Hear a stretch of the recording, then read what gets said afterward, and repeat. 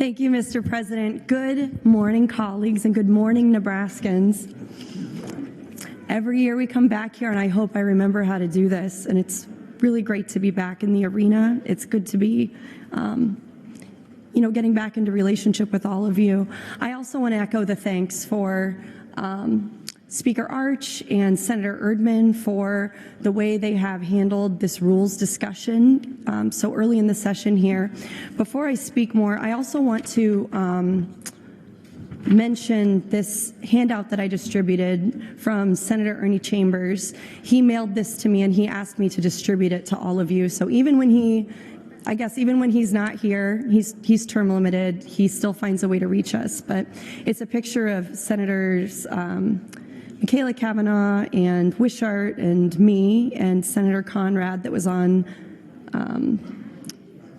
the World Herald front page a couple days ago, and he wrote, "Being in the legislature again would be like Hades, such my thought, until I saw this pic of my fair ladies." So he asked that I share that. I am in opposition to these rule changes, and I think that we should all be very hesitant to have such a reactionary, to take such a reactionary position to what happened last year.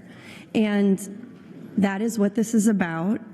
And it's about people like Senator Erdman who want to have some kind of retaliation for what we went through last year in a very difficult, very contentious session. And I do think that last session was an anomaly that does not necessarily need to be repeated again.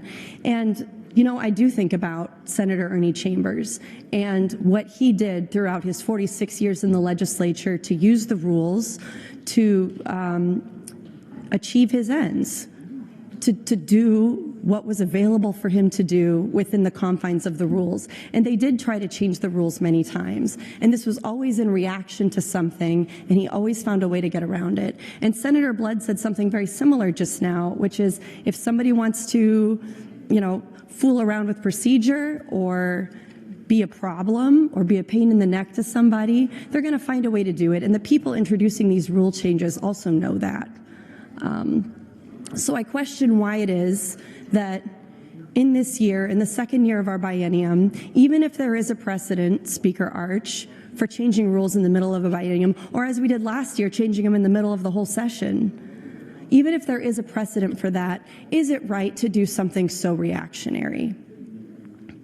Instead of taking that lesson from last year, that we're going to be reactionary, that we're going to punish, that we're going to attack the institution, that we're going to increase partisanship, that we're going to decrease access to democracy, why don't we stay in relationship? The lesson that we need to take from this is to stay in relationship. Colleagues, I experienced the greatest personal affront that has ever happened in my memory watching the legislature last year from all of you.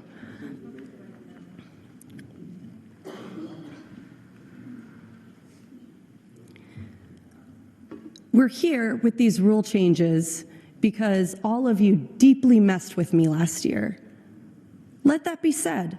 Let that be said and let that be acknowledged. That's literally why we're here, because it was more important for you to pass a discriminatory bill that personally harmed one of your colleagues than it was to stay in relationship, be real, be normal, do some things that you say you care about when you campaign door to door. 1 minute. Thank you, Madam President. The things like tax relief that Senator Erdman said was important to him.